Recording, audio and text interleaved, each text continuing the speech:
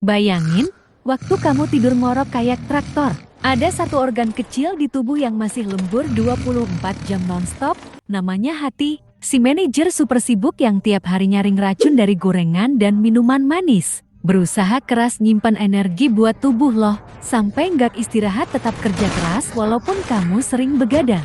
Dan gokilnya lagi, hati adalah satu-satunya organ yang bisa memperbaiki dirinya sendiri.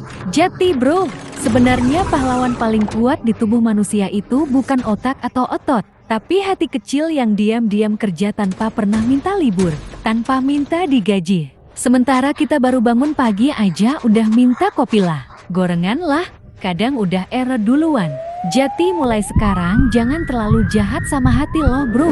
Buat lo yang seneng sama konten ini subscribe, like, komen, share dan follow buat fakta tubuh manusia lainnya yang lebih absurd dari grup WhatsApp keluarga.